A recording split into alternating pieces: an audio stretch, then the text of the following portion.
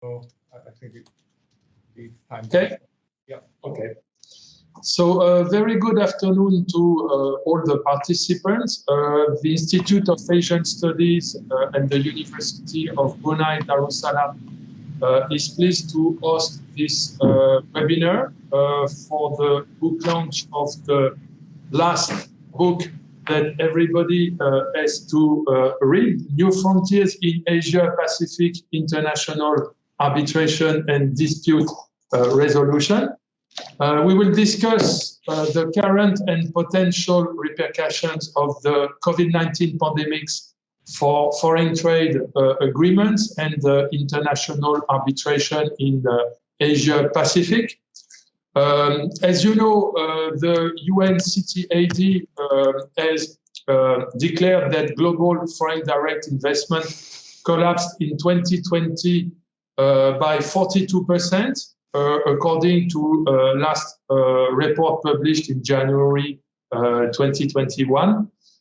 Such a low level was last seen in the 1990s and is more than 30% below the trough that was reached during the global financial crisis of 2008 and 2009. So it shows how severe the present situation is. Developed countries were the hardest hit. Foreign direct investment plummeted there by minus 69%, while flows to developing countries decreased by only 12%. So there is a significant difference between the two regions. Asia weathered the storm pretty well as a group, with a decline of only minus 4% for the whole Asia. I don't have the data for Asia and the Pacific as such, but for ASEAN, it was much worse, with a decline of minus 31% of foreign direct investment in the region, because in the largest countries, such as Indonesia, foreign investment fell dramatically. China is once again the exception, where in this country, foreign investment grew by 4%, due to a strong activity in information and communication technologies, but also in pharmaceutical industries.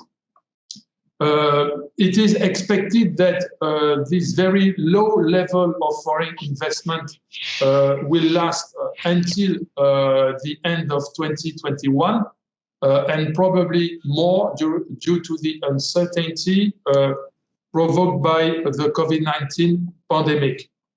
The only exceptions may be in the information and communication technologies, and also in the pharmaceutical and healthcare industries, which are benefited by the pandemic. And talking about the pandemic, we are discovering that what was supposed to be a rather short shock to all over the world is lasting.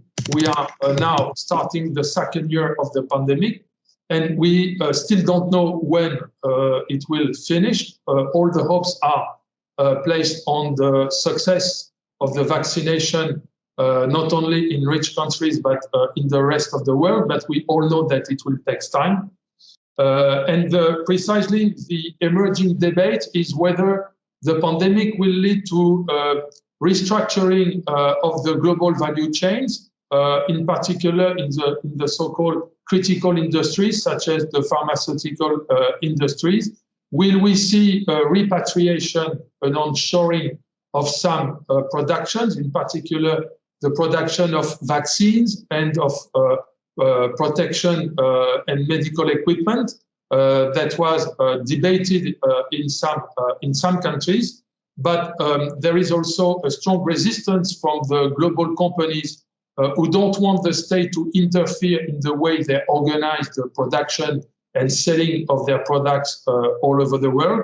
But this will for sure create an interesting debate for lawyers whether the state can use some emergency clause that are usually part of many trade agreements. In particular, for the vaccine, the debate is whether states can use a free license to force global companies to let developing countries produce the vaccine without paying the royalties.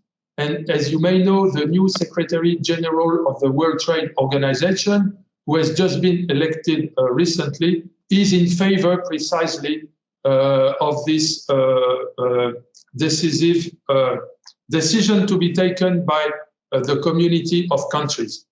But I don't want to speak too long. I'm already probably too long. Nobu will scold me. And I would like, without further ado, to introduce our speakers by order. So the first one will be Professor Jaivir Singh from Jawaharlal Nehru University in India. Then there will be Dr. Venugopal from Taylor's University in Malaysia. Third will be Professor Shala Ali from the University of Hong Kong, of course in Hong Kong. Then Professor Luke Nottage and Mrs. Anna Ubilaba from the University of Sydney, although I discovered that Anna has lost her voice, so probably she will have some difficulties to intervene in the discussion, but let's see. And finally, Dr. Michael Wong from Chambers in Singapore will officially launch the book. And then we will have a session of questions and answers that will be managed by my colleague Nobumichi Teramura at the University of Brunei. And before giving the floor to our first speaker, I would like to remind you some basic rules. This webinar is being recorded, and the video may be published at a later date. So please have this in mind. During the presentations, please turn off your microphone and camera. You will be open to put them on when there will be the session of questions and answers. And if you have any question to the speakers, please use the chat function. We will answer the questions in the Q&A session before the end of the seminar. So, Professor Jaivir, the floor is yours for 10 minutes. Thank you so much. Thank you for all the editors for having me write in this volume. My chapter is titled The Indian Investment Treaty Practice Qualitatively and Quantitatively Assessing Recent Developments. And it starts out by reviewing the contents of the ISTS arbitration claims against India. It needs to be realized that starting in the 1990s, India had one of the largest treaty networks in the world by 2016. Notwithstanding the Dobol case, in the early 2000s, India has faced multiple cases only since 2012, starting with the White Industries case, followed by a series of cases associated with the so-called 2G scandal, to yet another series of cases dealing with taxation and other executive actions. India is currently still trying to come to terms with the adverse Vodafone and KN Energy cases, which deny the Indian demand to impose a retrospective taxation. Now, the reaction to these cases has been to draft a new model treaty in late 2015, which gives the state a lot of rights, and to denounce the older treaties and attempt to sign new ones on the basis of the new model treaty. This has meant that India has signed very few new investment agreements, and definitely not with countries that lead to much investment inflow. All this is well known, and if the chapter has something new to say, it is to point towards the current situation and attitude towards international investment treaties.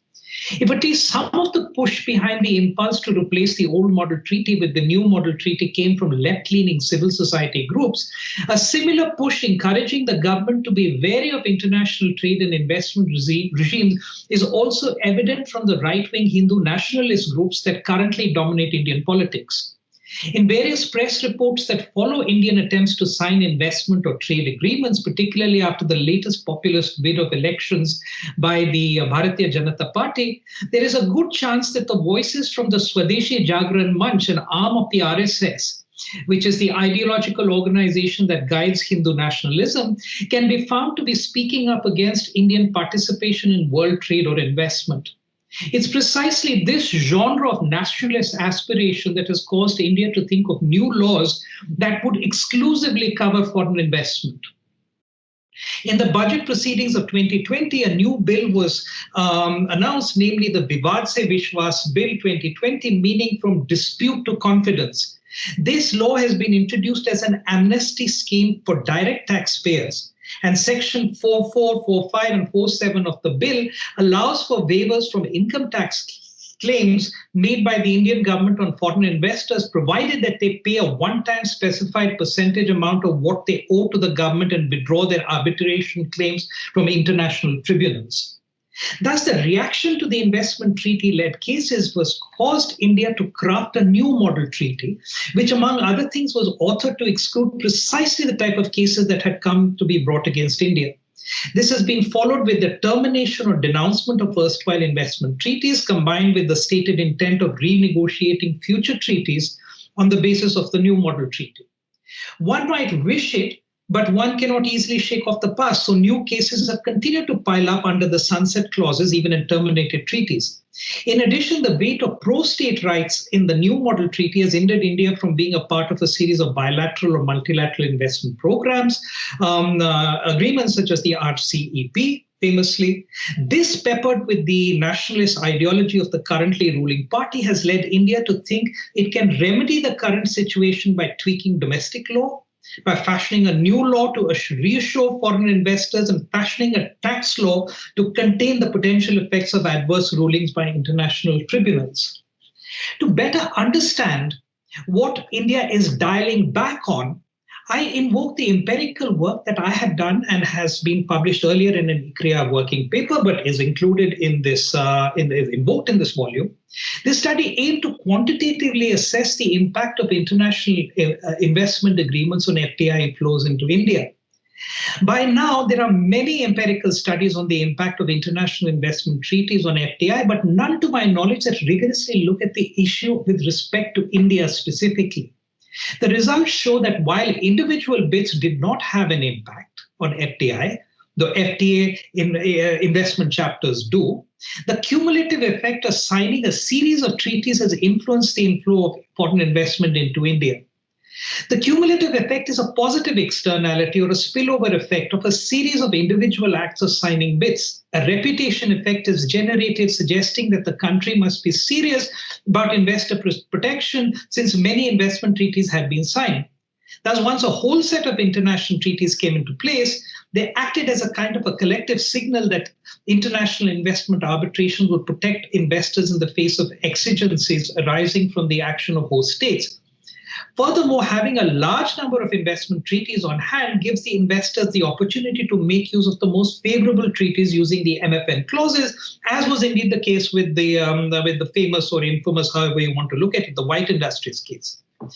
Overall, the findings of this econometric exercise seem to point to the importance of international instruments governing investment flows, while the presence or absence of a grievance redressal mechanism for foreign investors, whether a bid was signed between partner countries, does not seem to matter to investors in individual bilateral contexts. The collective institution of having a regime in which investments are protected by the presence of IIAs did help investment flows into India.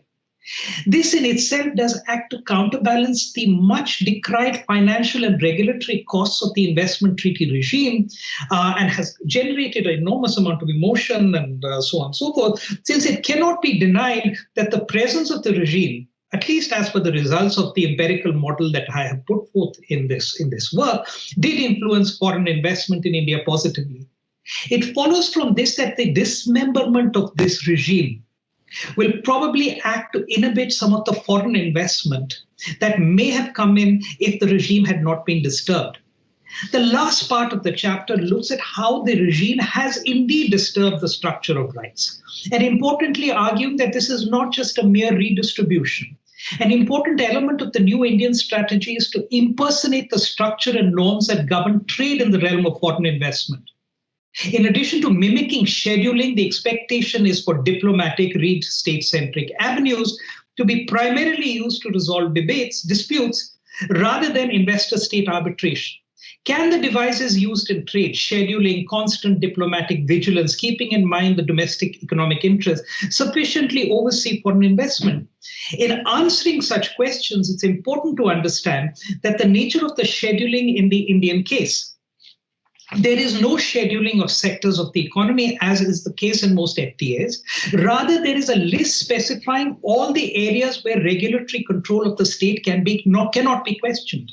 Some of this immunity can be interpreted as or understood in terms of a global discourse associated, something like the Sustainable Development Goals sort of thing, imposing responsibilities on investors. The category of immunities emphasized are different. The tax laws, government procurements, compulsory licenses, subsidies, national security, non-commercial services provided by the government, presumably such as the judicial system, and pre-investment activities of investors. Unlike the case with trade, where scheduling is aimed at protecting domestic economic agents or sectors, at least some of these entries are entirely about gathering immunity for sovereign state action that enable, therefore, an unburdened exercise of power. The governance of trade in commodities and to a good extent services may be more amenable to scheduling as a country calibrates its trade strategy. But the point of governance of investment is to govern a long-term association involving relationship-specific sunk capital. In other words, one could want a legal system that not only is able to handle the needs of long-term contracts, but also minimize chances of ex-post opportunistic behavior. To the extent a state armed with immunities is conducive to ex-post opportunistic behavior, such as indulging in retrospective taxation or invocation of national security or override contracts, this impedes the kind of governance that is needed to encourage investment. The persistent moves by the Indian government to attempt appropriating resources by imposing retrospective taxation is indeed prominent case in point. As the potential of an adverse ruling in the Ken case, I'd written this before it had actually come in, and it has happened. The Indian state is trying to share rents by legislating the Vivad Se Vishwas Bill 2020. Such moves and others like the domestic law aimed at foreign investors keep power with the host state. Such a governance structure cannot but thwart investment rather than encourage it. And as a final point, it's come to me that what my thing tells you is that this immunity that the Indian state now seeks for itself. When we seek immunity, sometimes we can get an autoimmune disease. So that's roughly my story about this new world that we are confronting of nationalism gone little berserk. Thank you. Thank you, Dr. JV, for this interesting presentation. Can I ask Dr. Venugopal to take the floor? Yes, thank you.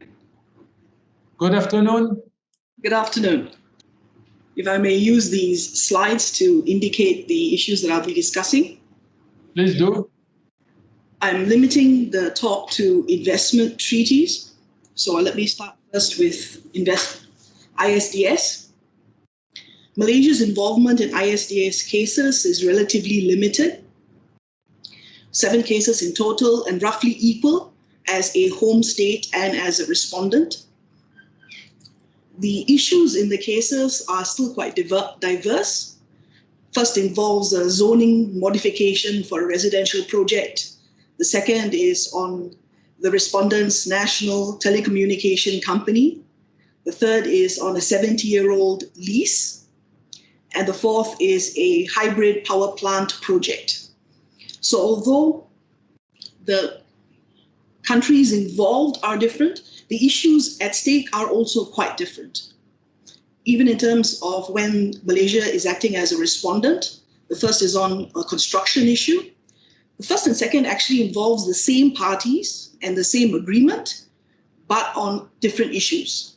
The second involved exchange controls affecting investments in public securities, and the third involves a salvage contract. In terms of the outcomes of these cases, although there are 7 cases, nearly half of them involved the parties themselves settling the case. So although the case was formally instituted, the parties settled the case before a final finding of liability was given.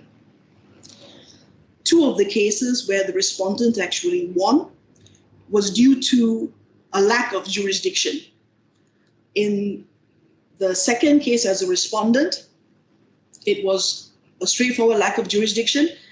The third case as the respondent won, it was still a lack of jurisdiction, which was later even annulled. So in only one of these cases was there an actual finding of liability and damages.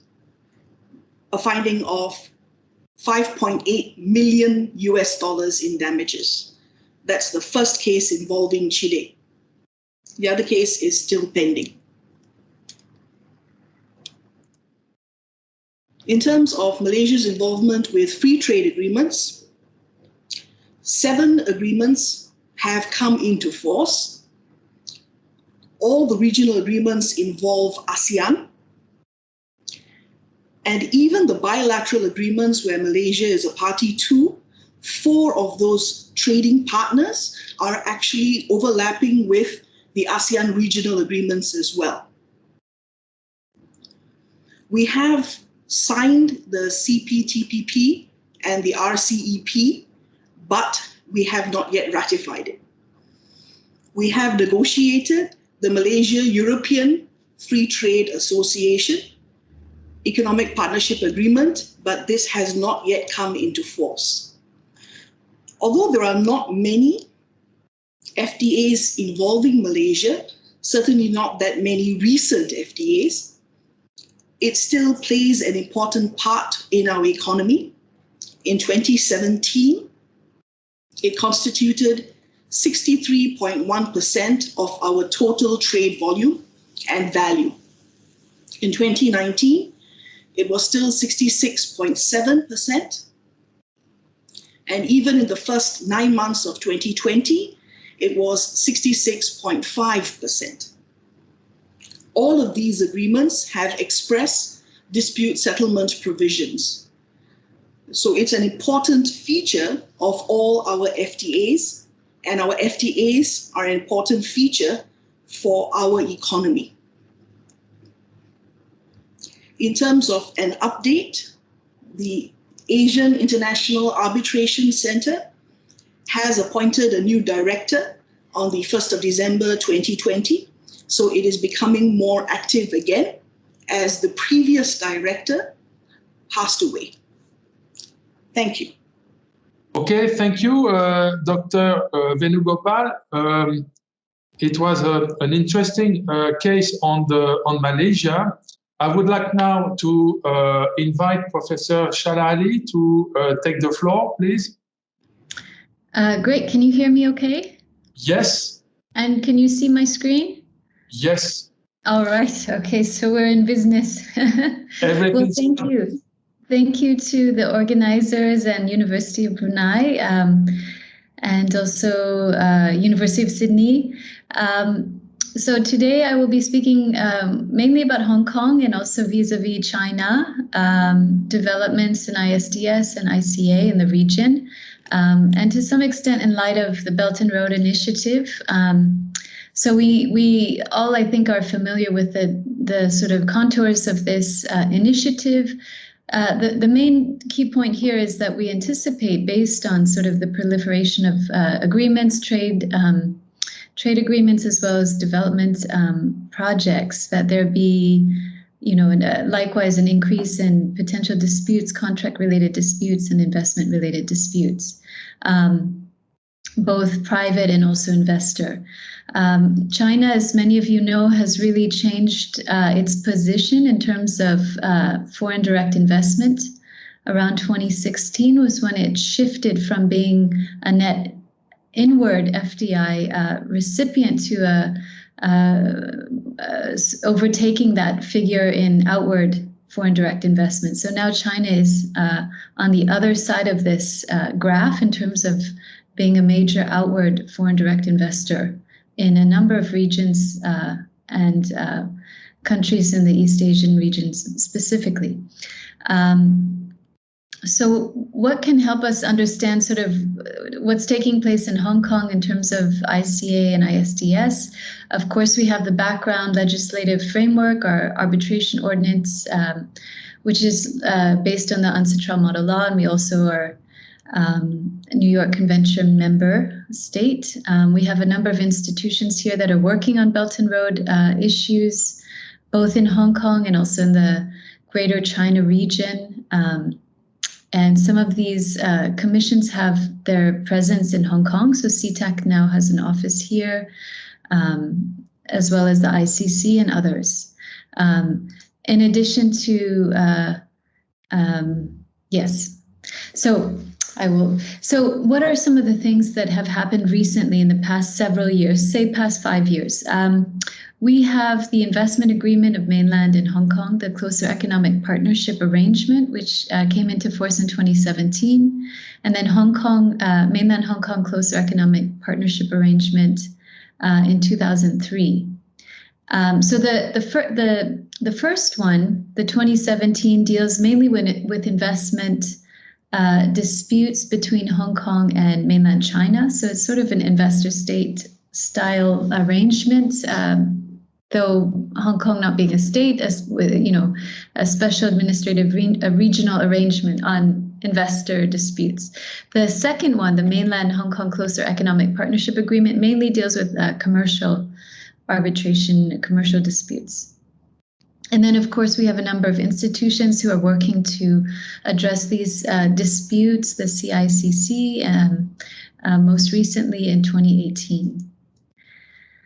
So what is the aim of CEPA? So this is the Closer Economic Partnership Arrangement, and this is the most recent one, the 2017.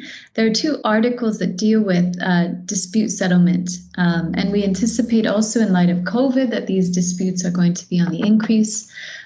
So Article 19 deals with disputes between a Hong Kong investor and mainland authority, and then Article 20 is the inverse of that. So it's a mainland investor into Hong Kong, and so this provision allows for both directions of resolution.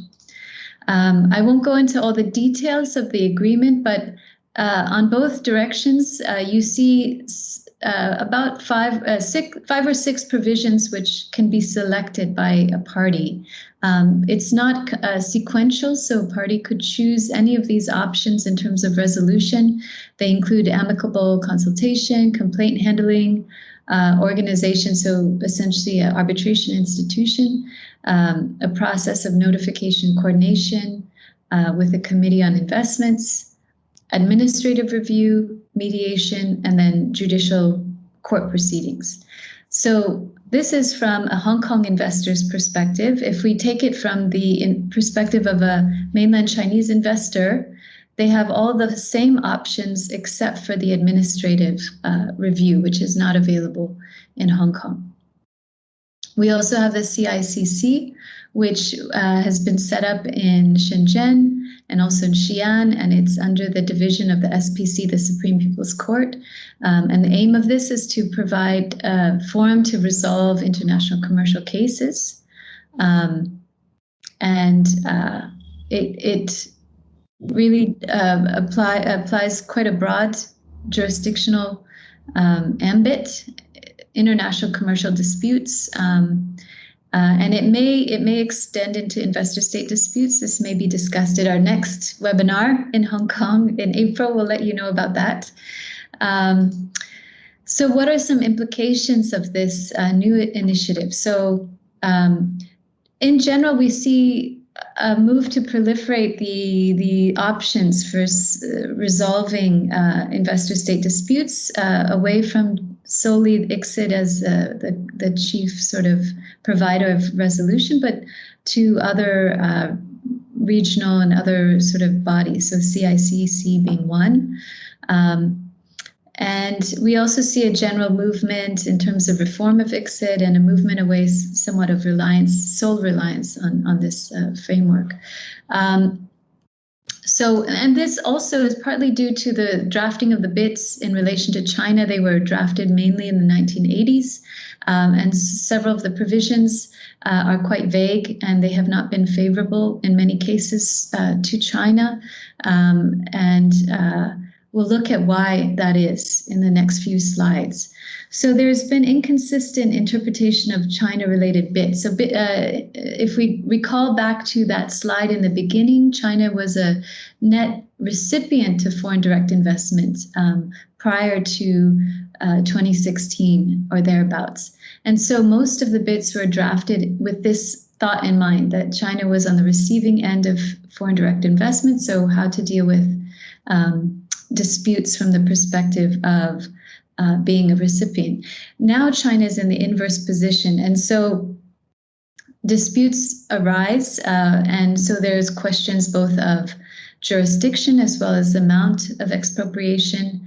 But the way these BITs were drafted were very narrow. They only focused on looking at the amount in dispute. So we'll look at the example of this here. This was let me see, this was the PRC Mongolia bit. Okay, so if we can look here, the main issue that could be resolved by a tribunal are the amount of compensation for the expropriation, but not the existence of expropriation itself. And so we've had a subsequent set of case law addressing this that has been inconsistent. So in the Yapshum case, the tribunal interpreted this clause broadly, allowing for subject matter jurisdiction and consideration of whether there was expropriation and also the amount, etc. But then we also have cases like Heilongjiang versus Mongolia, where the UNCITRAL tribunal did not take this broad interpretation of the China bit and said, no, we only have jurisdiction to consider the amount, not whether there was expropriation. And so therefore, it couldn't move further on that case. So because of this, there's been an effort to sort of look at revising and redeveloping some of these arrangements. We also, in recent months, actually have new models of BITs. There's a Hong Kong UAE that was signed in 2019, and our colleagues, Luke Nottage here has written about this. James Claxton has a very excellent write-up in the Kluwer Law. So this is interesting. The unique feature of this is that it has a mandatory conciliation as a precondition to arbitration. Respondent states can require claimant investors to attempt conciliation before raising claims in arbitration, but investors don't have that same right. So investors can compel the state to engage in conciliation, whereas the state can compel the investor to engage. So, and excuse me, also Anna Ubilava, who will be presenting, also was the co-author of this article in Kluwer.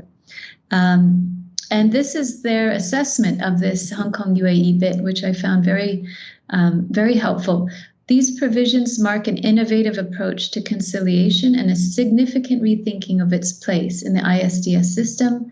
They coincide with ongoing attempts to put states on better footing to manage and defend investor claims that include control mechanisms on treaty interpretation, procedures to address frivolous claims, and the creation potentially of a multilateral advisory center.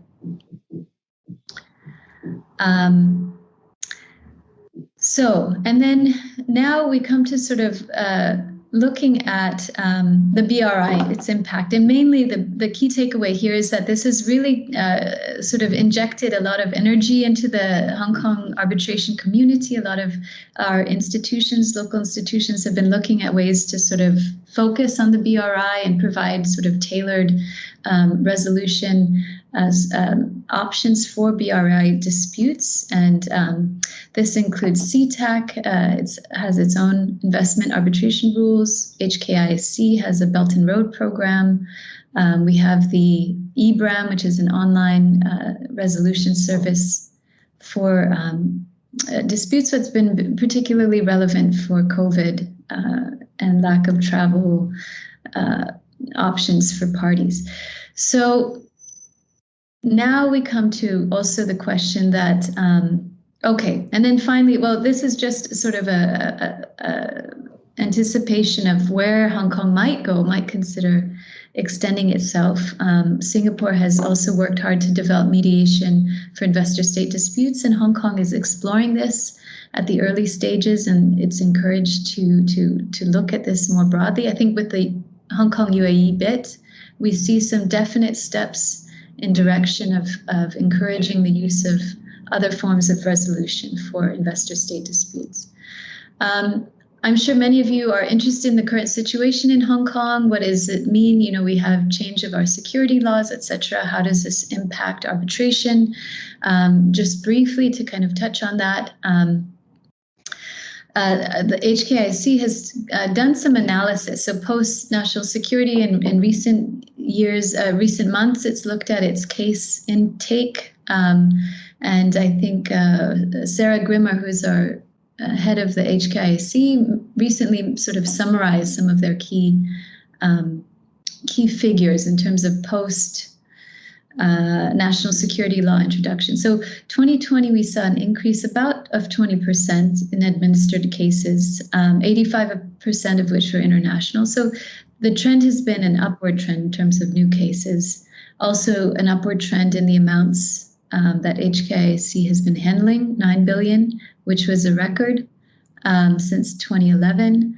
And she also points out that, you know, given that Hong Kong arbitration law is based on UNCITRAL model law, this sort of insulates it from, you know, local politics. It's a global, well-established sort of framework. And of course, the tribunals are constituted by the input of parties and legal experts within the region and globally. There is an oversight body which is made up of independent international legal professionals and arbitrators. And then the last thing that is of note is this Hong Kong PRC interim measures arrangement, which allows Hong Kong as the only jurisdiction outside of mainland China to enforce interim measures within mainland China. And Hong Kong has been using this quite actively. Since 2019, it's provided assistance in 37 applications for interim measures within the PRC. And courts in response in mainland China have granted freezing orders covering a total of 1.5 billion in assets under this arrangement. And so this has actually made Hong Kong in some sense more attractive because of this ability to affect these interim measures.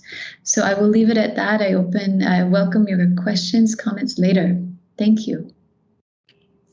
Thank you, Shala, for this focus on the Hong Kong, China, and the Belt and Road initiative from a legal point of view.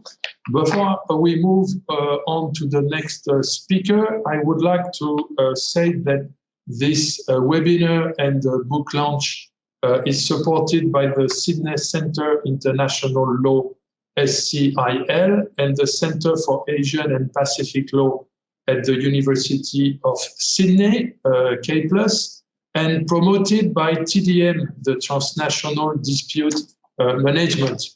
Now I would like to invite Luc to give his presentation. The floor is yours, Luc. Thank you very much. So I'm going to speak briefly about Chapter 5 of the book, which is discussing some new developments in Australian investment treaty and related arbitrations and dispute settlement. The This is lead authored actually by Anna Belava, but unfortunately, as Bruno mentioned, she's come down with a virus. I hope it's not serious. It's not COVID, but she's lost her voice, so I'm speaking for her. But if you're interested, we can also provide a video recording of Anna's presentation of similar material at a conference in Sydney late last year. So you can hear her speak there. So in this chapter, we looked at recent treaties that Australia had signed, including the Comprehensive and Progressive Agreement for Trans-Pacific Partnership, CPTPP, what a mouthful, which is in effect for Australia and 6 other of the 11 signatories. Maybe the US under a new administration will re-sign. But interestingly, neither Malaysia nor even Brunei has yet ratified the treaty, so it's not yet enforced, but it's still a very big mega-regional treaty, and also reflects the sort of US style of drafting treaties, particularly the investment chapter, which has gone through a lot of evolution over 2 decades, really, based on early and subsequent experiences with the then North American Free Trade Agreement, NAFTA, recently replaced and renamed. But we can see this imprint of US-style contemporary CPTPP-style drafting in, say, the 2 treaties signed importantly in 2019 by Australia. One is with Hong Kong, which came into force early last year, and the other one signed in 2019, which also came into effect towards the middle of last year despite the pandemic, was with Indonesia. And generally when Australia negotiates new treaties, they get rid of the old ones, which are pretty broadly worded and don't have the sort of detail and clarifications that have been added over the decades to the more US-style contemporary treaties. And so that's happened both with Hong Kong, which generated the one and only serious claim against Australia, the infamous Philip Morris Asia case. That was under the old treaty with Hong Kong, so that's no longer available. Instead, there's this brand new treaty. And then similarly with Indonesia, a rather problematic, badly drafted BIT that Michael Wong had to rule on. That's gone. It's been replaced by the new FTA, which has a clear consent to jurisdiction. And interestingly, the Indonesia FTA investment chapter has that same very unusual mandatory conciliation step before the foreign investor can go to mediation, if the host state so requests it. And we assume in that article that Shala kindly cited, a little posting for the Clue Arbitration blog, so James, Anna and myself assume that it's pushed from the Indonesian side because they've had a lot of inbound claims, although they've fended them off quite successfully, actually, mostly, and has said in answer trial reform deliberations at the multilateral level that they are interested in mediation rather than the great expense of arbitration.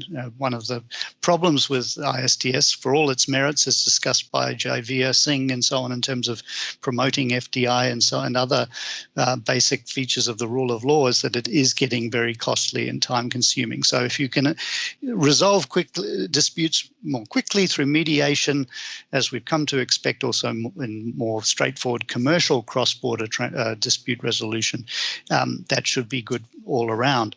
And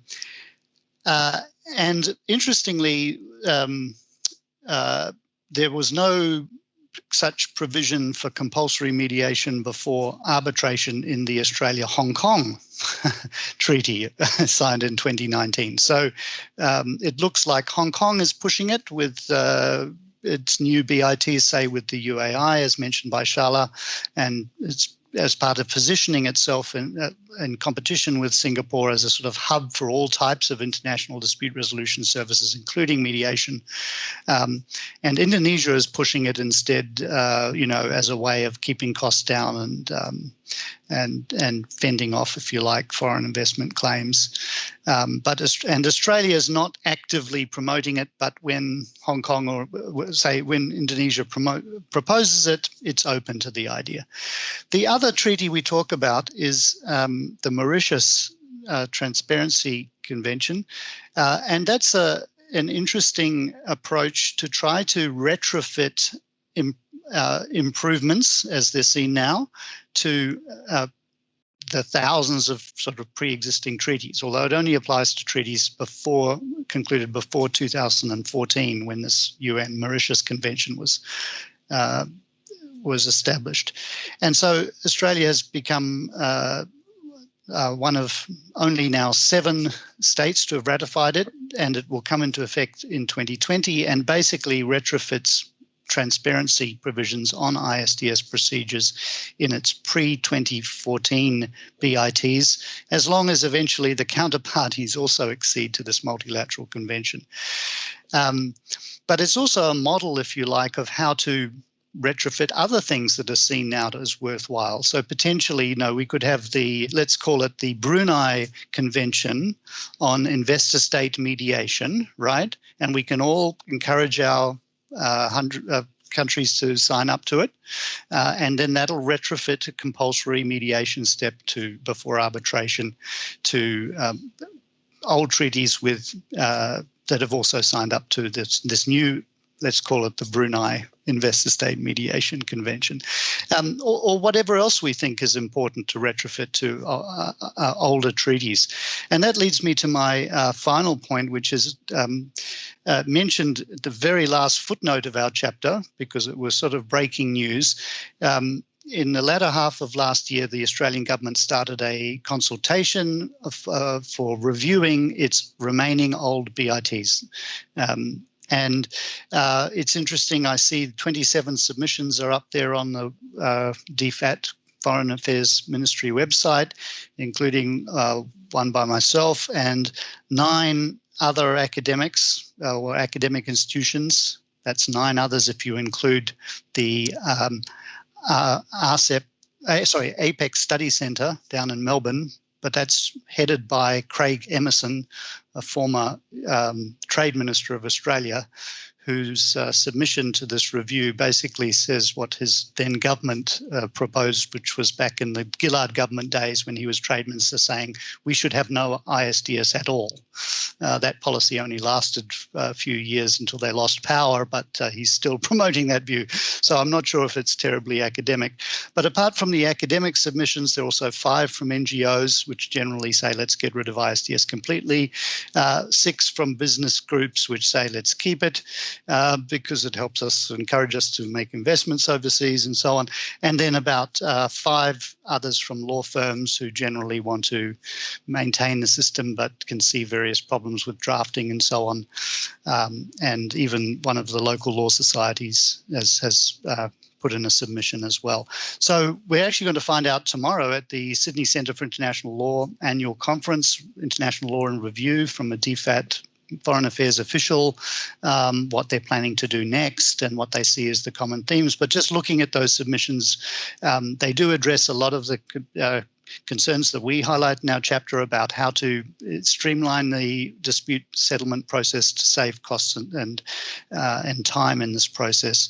But not many of them are proposing what Anna and I have been suggesting, which is particularly Anna in her PhD research, which is to add a compulsory mediation step in the treaties, future and past, because I'll just give a plug to her ongoing research in her PhD thesis. She's done this empirical analysis of 500 odd known treaty-based claims and looked at the patterns in those, and she's established that many of the objections people have to mediation in a situation where you've got private investors and host states are not empirically justified, because you find, for example, settlement across all types of industries, all amounts, all types of states, and so on.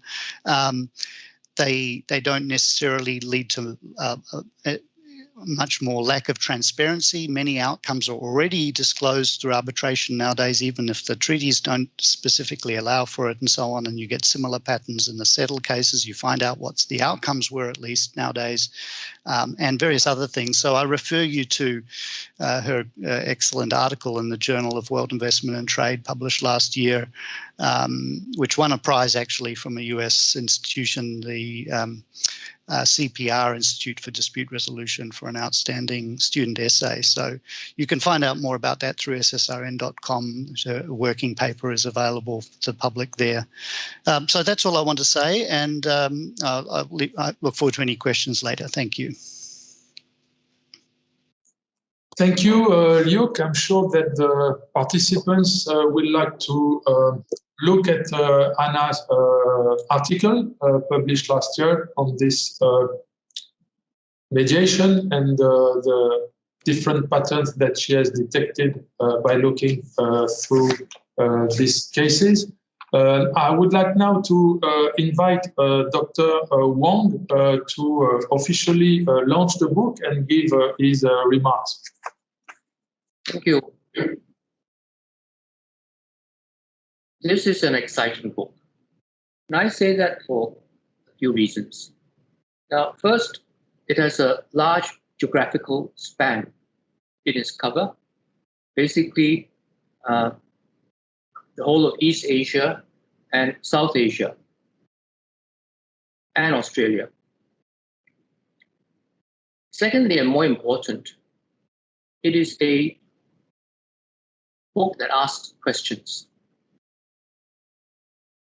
The three main questions that the book poses is, first, whether the international commercial arbitration can improve its attractiveness through law reform and case law development, and overcoming criticisms about cost and delay. Second, whether growing concerns about ISDS issues in current investment treaties will lead to Asian states becoming rule makers rather than rule takers in international investment law. And finally, whether innovations in existing or new fields can assist the Asia-Pacific region in developing international dispute settlement mechanisms further. So it's an exciting book which challenges existing procedures and frameworks, cross-border dispute resolution, both in commercial and in treaty arbitration, rather than being another book which simply describes the existing mechanisms.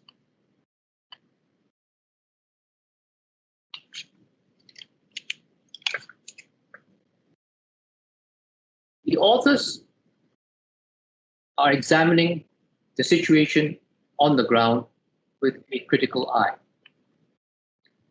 And they're looking at offering informed observations about where changes are needed and educated guesses about the chances of reforms being successful and the possible consequences if those reforms are not successful. And of course, as one of the speakers has highlighted, it also deals with innovations in the technique of arbitration, especially in the time of COVID-19. So it is really a contemporary study, both of substance as well as procedure.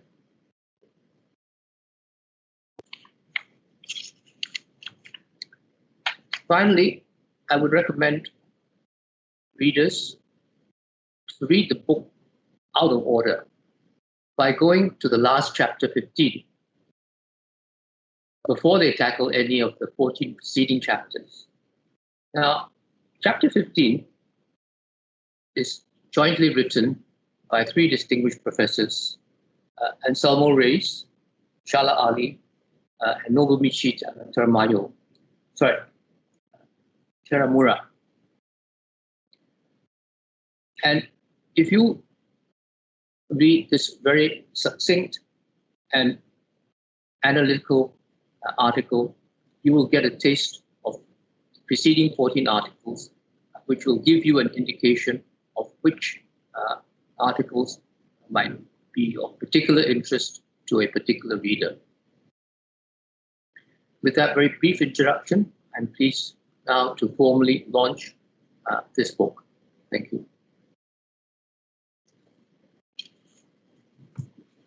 Thank you, Dr. Wong, for these comments. Now we will have a session of question and answers. And I would like to give the floor to Nobumichi, who will handle the session. Please, Nobumichi. All right, thank you very much, Bruno. But unfortunately, time is quite limited. Oh, actually, the time is over. So maybe we need to conclude this session here. I'm sorry to say, but thank you very much again for the Thank you very much again to the speakers for very insightful discussion. And I'm sure the audience and the audience learned a lot from you. So thank you very much. And finally, to the audience, we have another relevant webinar that is to be organized by the University of Hong Kong on 19th April with different speakers. So if you are interested in the webinar, please register. The detail is to be announced by the University of Hong Kong's website very soon.